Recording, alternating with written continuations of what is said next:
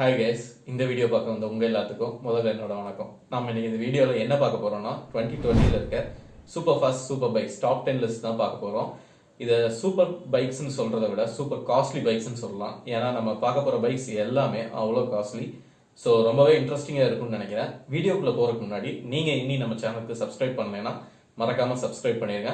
வாங்க வீடியோக்குள்ள போலாம். நம்ம வீடியோல 10th பிளேஸ்ல இருக்க ஸ்போர்ட்ஸ் பைக் BMW K1300S. இந்த பைக்கோட ஸ்பெக்ஸ் பத்தி சொல்லணும்னா 1293cc engine, 254 kg weight, 19 litre fuel capacity, liquid cooling system use பண்ணிருக்காங்க.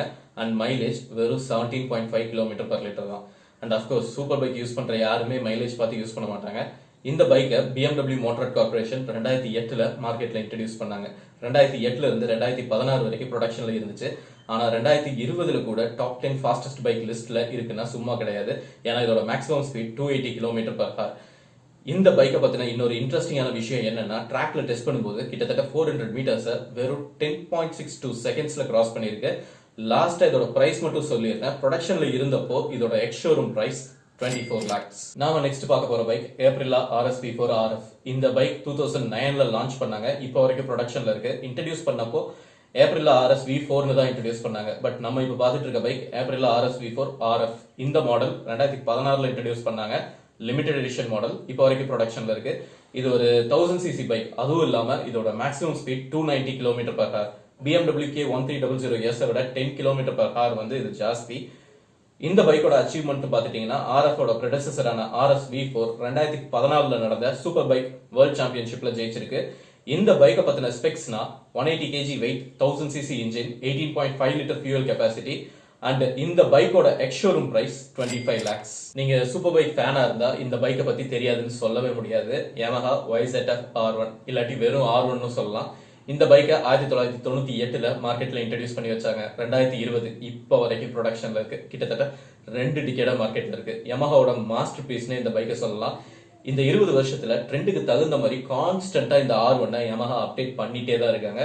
இந்த பைக்கோட ஸ்பெக்ஸ் பத்தி சொல்லணும்னா 998cc engine, 200 kg weight and 17 litre fuel capacity. அது மட்டும் இல்லாம இதோட எக்ஸாஸ்ட லைட் வெயிட் டைட்டானியம்ல செஞ்சிருக்காங்க. R1 பைக்கோட top speed 297 km/h and ex showroom price வந்து பாத்துட்டீங்கன்னா 20 lakhs. அடுத்து நம்ம வீடியோல இருக்கிறது Honda CBR 1000RR. இந்த பைக்கு இன்னொரு நேம் இருக்கு.